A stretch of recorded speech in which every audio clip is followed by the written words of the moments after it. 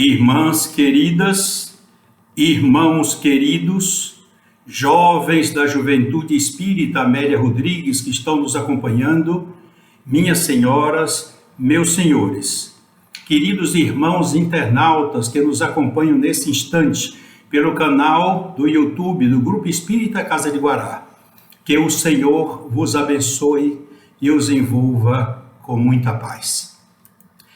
Nesta segunda-feira, nesta manhã, teremos um estudo maravilhoso para nós aprofundarmos, para discutirmos aqui, tomarmos as nossas vibrações dos queridos irmãos benfeitores desta casa, e especialmente daquele irmão que nos acompanha há 25 anos no culto do Evangelho do Lar, no culto do Evangelho que realizamos todas as segundas-feiras.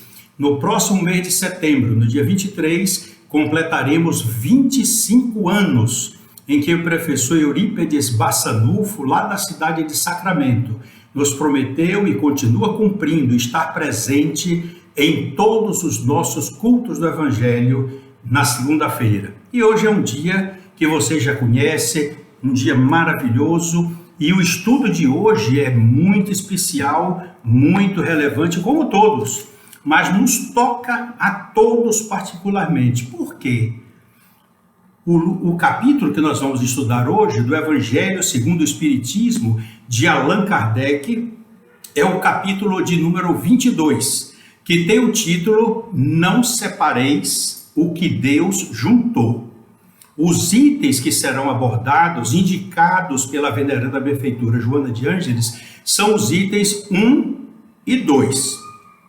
Mas eu sempre ressalto aqui que, embora ela indique 2 itens, sempre ela se estende por todo o capítulo do Evangelho, oferecendo informações maravilhosas, comentários seguros, brilhantes, esclarecedores, que nos favorece a absorção com segurança da matéria com que nós vamos reflexionar nesta manhã. E o livro Jesus o Evangelho, à luz da psicologia profunda, da veneranda benfeitora Joana de Ângeles, que, como vocês sabem, cada capítulo desse livro, ela faz uma análise, comentários de um capítulo do Evangelho segundo o Espiritismo. E algumas vezes ela divide o capítulo do Evangelho em 2 capítulos de estudo, às vezes em 3 capítulos de estudo, aprofundando o tema. Nesta manhã, nós vamos estudar do livro Jesus o Evangelho à luz da psicologia profunda, o título Matrimônio e Amor. Reflexionemos que no Evangelho segundo o Espiritismo, o título do capítulo 22 é Não separeis o que Deus juntou. É uma determinação, é uma ordem. E no livro de Joana de Ângeles, da veneranda benfeitora, a partir da página 183, nós vamos reflexionar sobre matrimônio e amor. É esse o sentido do nosso trabalho nesta manhã. Portanto, nós vamos começar com as observações do item de número 1. Vamos depois entrar no número 2. Normalmente, nós fazemos um processo pedagógico em que abordamos o Evangelho e depois adentramos no livro Jesus o Evangelho à luz da psicologia profunda. Vamos adotar um procedimento pedagógico hoje diferente. Apresentar o item do Evangelho segundo o Espiritismo e, ao mesmo tempo, a página e a citação, o comentário da irmã Joana de Ângeles, para vocês verem a proximidade dos locais onde ela levantou aquelas ideias marcantes do capítulo dela. Então vamos ver aqui, começando com o item número 1 do capítulo número 22. Não a indissolubilidade do casamento. Esse é o item de número 1. O título do capítulo é Não separeis o que Deus juntou. E o item 1 tem o subtítulo Indissolubilidade do casamento. É uma passagem de Mateus e nós vamos então começar a leitura. Também os fariseus vieram ter com Jesus para o tentarem e lhe disseram: Mestre, será permitido a um homem despedir a sua mulher por qualquer motivo? Jesus respondeu: Não lestes que aquele, Deus, aquele que criou o homem desde o princípio, os criou macho e fêmea, e disse: por esta razão, o homem deixará seu pai e sua mãe e se ligará à sua mulher, e não farão os dois senão uma só carne. Claro, aí nós vemos a representação, a interpretação que os dois farão uma só carne, quer dizer, farão os filhos. Mas continua então: assim já não serão duas, mas uma só carne. Não separe, pois, o homem o que Deus juntou. Mateus capítulo 19, versículos de 3 a 9. Mas eu quero ressaltar essa passagem. Por que é que Jesus deu uma ordem? Não separe, pois, o homem o que Deus juntou. Por quê essa ordem tão significativa? Não separe o homem o que Deus juntou. Por que essa determinação?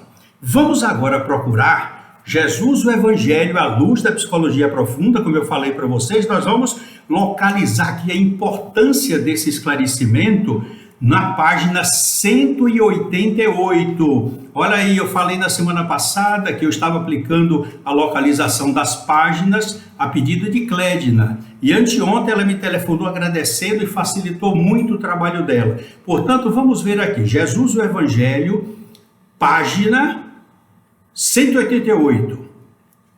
Olha como vocês vão agora entender a ordem de Jesus. Eu vou repetir. Não separe, pois, o homem o que Deus juntou. Não separe, é uma ordem. Joana de Ângeles, a veneranda benfeitora, escreve aqui, página 188. E eu sempre costumo, quando atendo casais, quando já dei cursos para casais, em alguns lugares, citar sempre essa página 188, quando ela diz: quando Deus junta dois seres, isso ocorre em razão da lei de causa e efeito. Pronto, aí vocês já estão entendendo agora. É uma lei superior que promove a união dessas duas pessoas. Então, quando Jesus falou, em Mateus 19, 3 a 9, não separe, pois, o homem o que Deus juntou, é uma determinação para a observância da lei de causa e efeito que está sendo aplicada ali.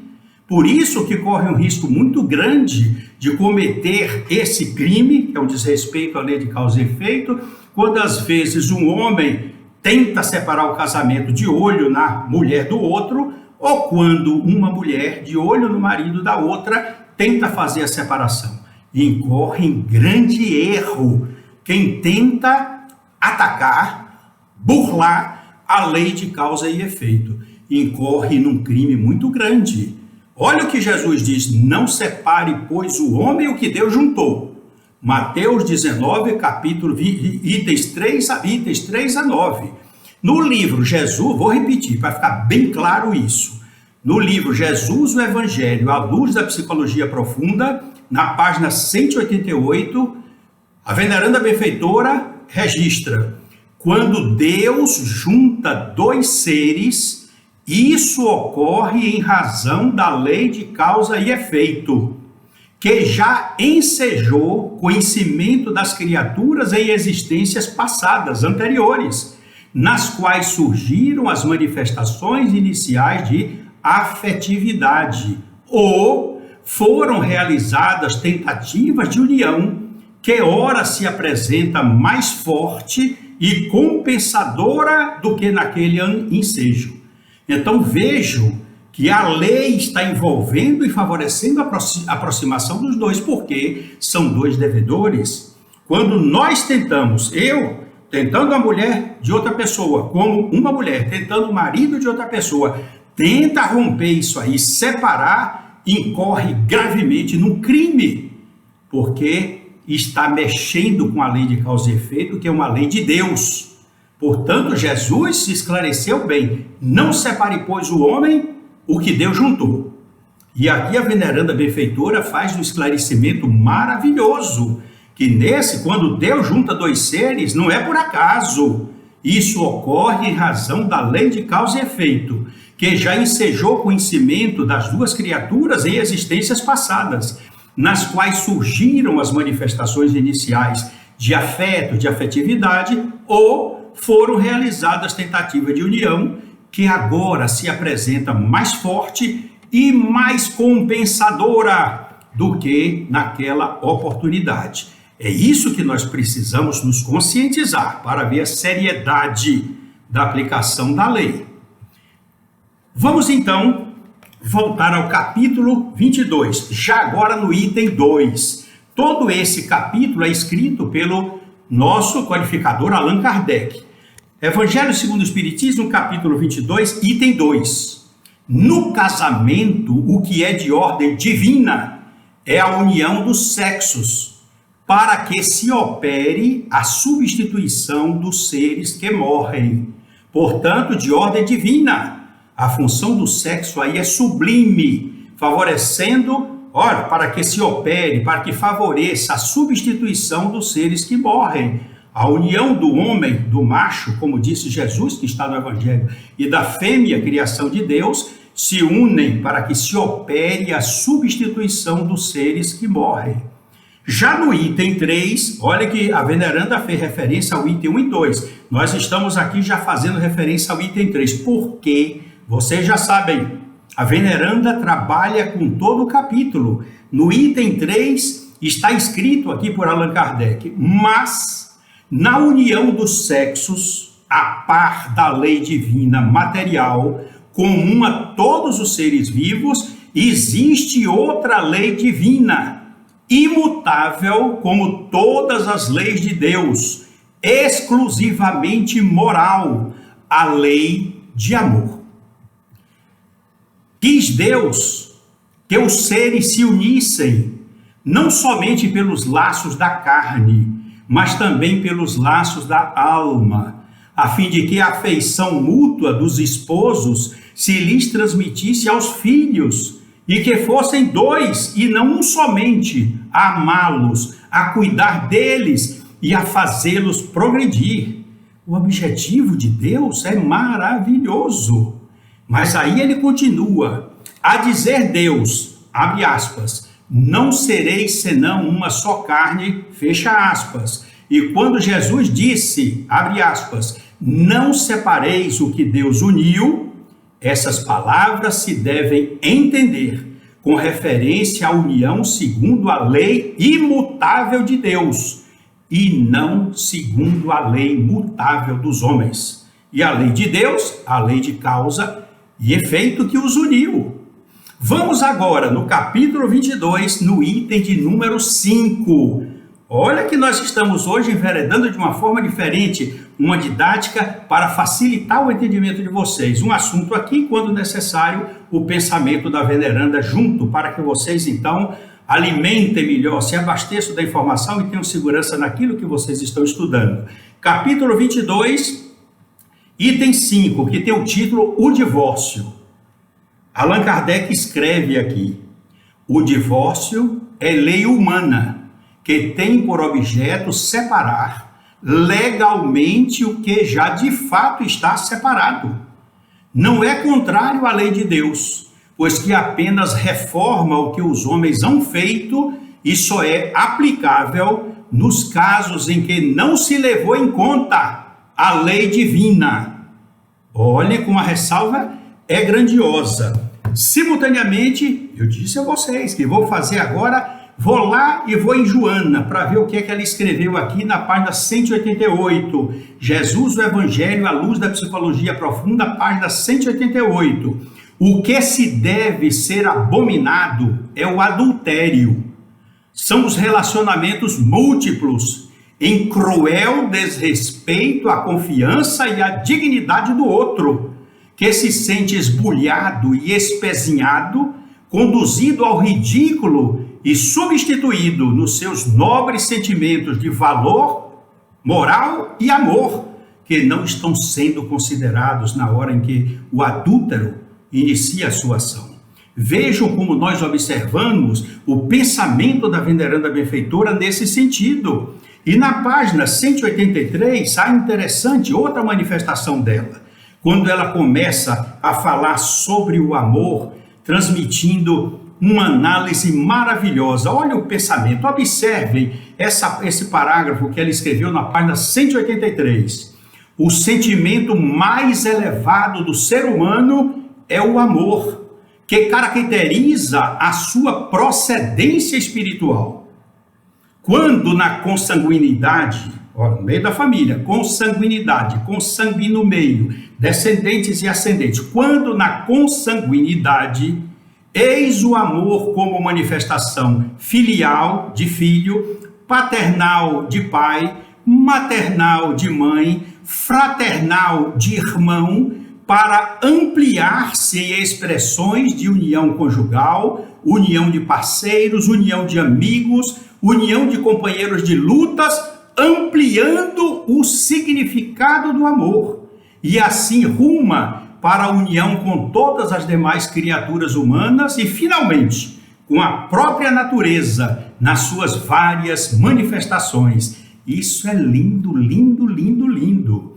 E na página 184, ela faz um histórico breve, resumido, mas nos dá uma noção de como era no passado, que nós observamos tanto aqueles relacionamentos que faziam um rei com outro rei para unir os poderes e os seus reinados, escolhia o príncipe daqui para casar com a princesa dali, e os dois nem se conheciam, não se levava em conta o sentimento de amor, de fraternidade, apenas os interesses monetários, ampliação dos poderes, do reino, e assim, de uma forma desordenada e completamente sem ética, sem ética. Aí a veneranda benfeitora escreve: viveram-se no passado relacionamentos promíscuos, atraídos pelas necessidades do sexo, sem qualquer respeito pela emoção uns dos outros. A vinculação rápida era resultado de impulsos e desejos, através dos quais se organizavam as famílias, que se multiplicavam sem qualquer sentido ético. Vocês viram como era a coisa no passado? E aí na página 184, aí já começa a sublimidade. O matrimônio passou a direcionar melhor as uniões físicas, desde que concomitantemente existissem os compromissos afetivos, os afetivos de sentimento, de amor, de atração de sentimentos entre o homem e a mulher que iam se casar. Aí ela registra, olha que parágrafo espetacular. Pode-se considerar esse momento de conquista como um dos elevados patamares da evolução psicológica e moral da sociedade. Isto é lindo, lindo, lindo, lindo, maravilhoso.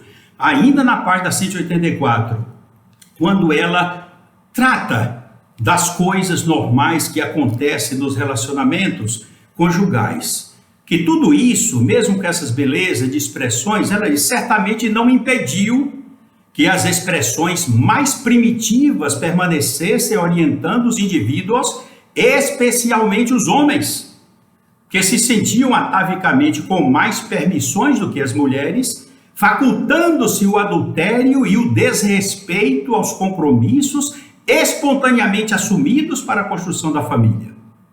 E nós observamos isso até hoje, observamos isso.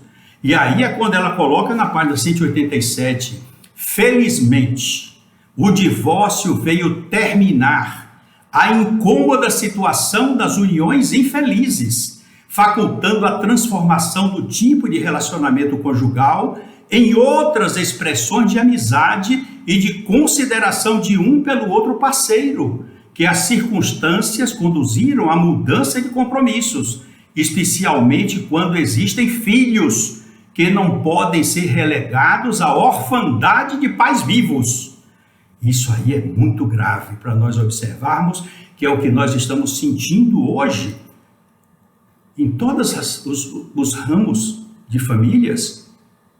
Eu e Carmélia trabalhamos como advogados na Vara de Família, na comarca de Itabuna, por mais de 21 anos e observamos tantas irregularidades na parte de relacionamento conjugais. E eu me tornei feminista porque eu observei que em todas as separações, seja de separação e até mesmo em divórcio, depois a mulher sempre é levada a sair perdendo, como se fosse o outro homem sempre tem de ser vencedor.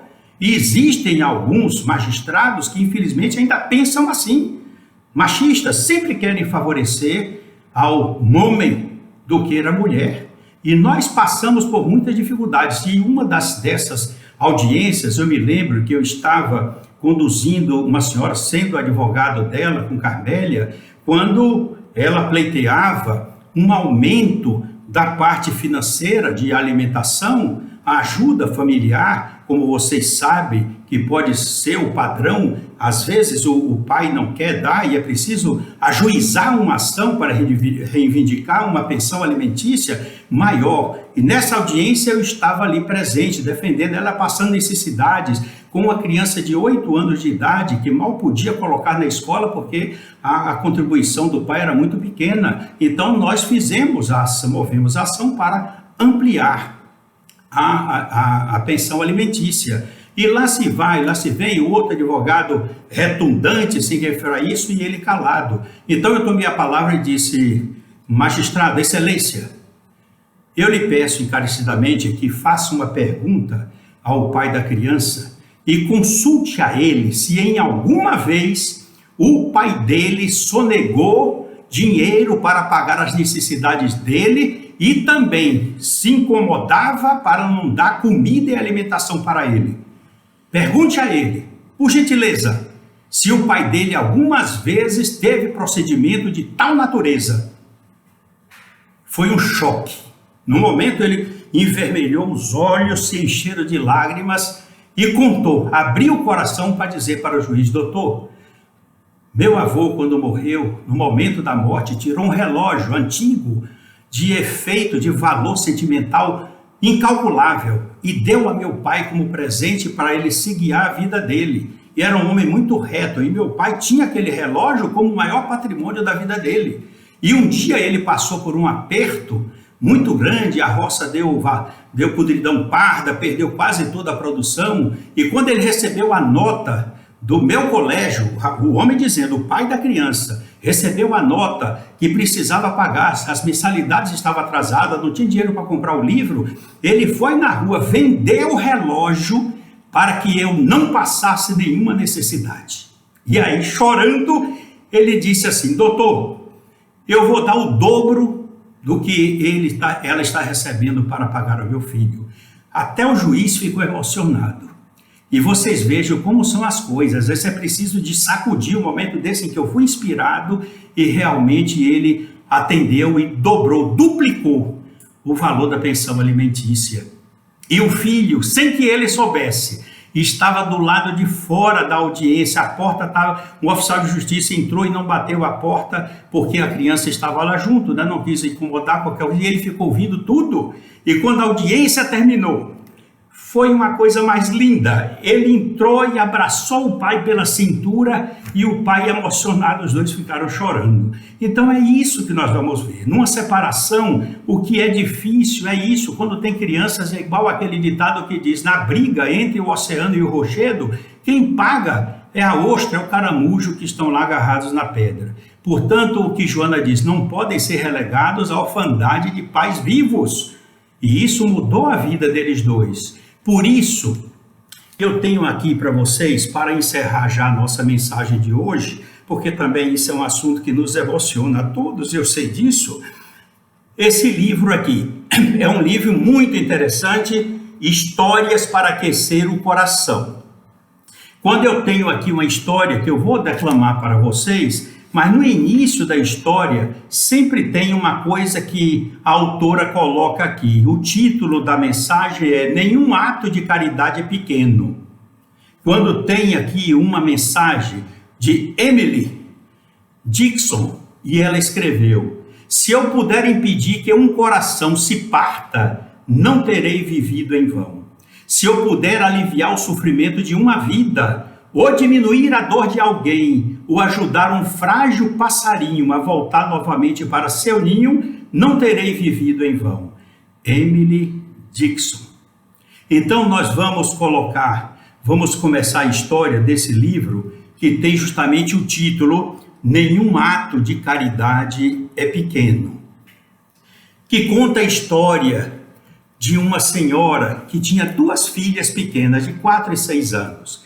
Ela vivia com a mãe dela, que também era viúva. Então, as quatro, mãe viúva e a filha viúva e duas crianças, moravam numa casinha de uma cidade do interior do Texas, nos Estados Unidos. E ela educando a criança, sendo ao mesmo tempo pai, sendo ao mesmo tempo mãe, quer dizer, uma mãe solteira, porque o marido morreu e não tinha pensão, ela tinha de trabalhar, e a senhora mãe dela tomava conta das crianças enquanto ela ia para o trabalho. Mas acontece que todas as quintas-feiras ela criou o hábito, orava todos os dias, e em todas as quintas-feiras, como ela tinha folga do emprego, ela levava as filhas para ensinar gestos de caridade, gestos de fazer o bem, despertando nas crianças a sensibilidade, parecendo até aquela história que Allan Kardec coloca aqui no Evangelho segundo o Espiritismo. E coincidiu que naquela quinta-feira era o dia de ação de graças, feriado nos Estados Unidos. Portanto, ela disse para as filhas: olha, hoje nós não vamos sair de tarde, vamos sair de manhã. E vamos procurar como fazer a caridade para que vocês ensinem. Vamos verificar quais serão as aulas que Deus vai nos oferecer, as oportunidades para que vocês aprendam. Então, saíram andando, passava por uma rua, passava pela outra e não tinham. Quando chegou meio-dia, elas tinham saído de casa 10 horas, nada, não tinha aparecido ainda nenhuma intuição do que fazer. Aí as crianças começaram a gritar: McDonald's, McDonald's, McDonald's. E ela também, na brincadeira com as crianças, McDonald's, McDonald's. Aí ela parou e pensou: puxa, uma hora dessa, se minhas duas filhas estão com fome, é sinal que todos esses pedintes que nós passamos em cada esquina, estamos encontrando e passamos direto sem saber o que fazer, é sinal que eles estão com fome também. Então vamos ali, vamos procurar um McDonald's. Aí saíram procurando, encontraram o McDonald's, as filhinhas se sentaram, ela também, aí pediram 2 almoços para as duas comeram, aquela alegria como toda criança gosta, e depois encomendou 15 almoços, 15 sacolas, e disse: agora, crianças, vocês vão aprender a fazer a caridade. Então saíram devagarzinho. Em cada esquina elas paravam, saltavam, as crianças levavam um almoço, a criança levava outro, né, na outra esquina, dava um dinheiro, $2 ou $4, assim, significa, ela não ganhava muito, mas um valor antigo. Disse: olha, eu quero dar uma ajuda para vocês, e como está na hora do almoço, eu trouxe aqui um almoço para vocês. E imediatamente voltava para o carro, porque não queria agradecimentos, nem que as crianças aprendessem a ficar esperando agradecimento. E as pessoas, os pedintes, ficavam assustados, até que quando olharam, tinham entregue 14, faltava uma só. Aí foram já no final de uma rua, quando viraram a esquina, viram uma senhora, mais ou menos 45 a 50 anos. Estava sentada com um prato na mão, pedindo algo. Elas pararam no sinal e ela parou. Me arranja um trocado, por favor. Ela encostou o carro, foi lá, deu $5 e disse: eu vou fazer mais do que isso. Aí, meninas, tragam aí o presente. Quando as meninas vieram aqui, entregaram para a senhora, ela recebeu, mas os olhos se transformaram de alegria e não esperaram agradecimento. Ela puxou as crianças, sentou no carro e partiram. Só que lá adiante elas tinham de fazer o contorno para voltar para a casa delas. E quando voltaram pelo mesmo lugar, o sinal fechou. Para o que Deus faz? O sinal fechou e o carro parou. Ela olhou, a senhora levantou-se, reconheceu o carro, reconheceu ela, e ela ficou constrangida, porque não queria agradecimentos, nem que as filhas fossem acostumadas a isso. Aí ela ficou olhando, baixou o vidro, a senhora veio e disse assim: minha senhora, nunca ninguém tinha feito isso comigo. A senhora não sabe, mas a senhora me fez hoje a mãe mais feliz do mundo. Ela ficou surpresa e disse, sem querer, para botar a conversa: obrigado, ainda bem que a senhora considera isso. E que hora que a senhora vai comer seu almoço? Ela disse: senhora, eu não vou comer esse almoço. Aí ela ficou surpresa: mas a senhora não vai comer por quê? Alguma coisa que eu fiz de ruim? Não, senhora, eu tenho uma filha de 10 anos que mora com minha mãe, que é viúva. e meu marido me abandonou. A diferença dela, né? Ela diz, meu marido me abandonou. Nós estamos passando dificuldades imensas. E minha filhinha, o sonho dela, que ela me diz todo dia, mamãe, meu sonho é almoçar no McDonald's. Cara, toda criança deseja isso, ela diz, deseja. E por isso que a senhora fez meu dia mais feliz do mundo. E eu não vou comer, porque eu vou levar para casa para fazer de minha filha a menina mais feliz do mundo. Aí ela conclui, ela agradeceu e deu boa tarde para a senhora, Deus abençoe, e saiu. Lá adiante ela teve de parar de novo. E aqui eu vou, aqui como ela diz, aqui no final da história, ela diz, não sei se as crianças perceberam as lágrimas nos meus olhos, porque eu não pude mais dirigir, porque eram muitas as lágrimas, e eu parei. Tantas vezes eu questionei se os nossos atos de caridade eram pequenos ou insignificantes demais para realmente fazer alguma diferença. Ainda assim, naquele momento, reconheci a verdade nas palavras de Madre Teresa de Calcutá, quando ela escreveu, não podemos fazer grandes coisas, apenas coisas pequenas com grande amor.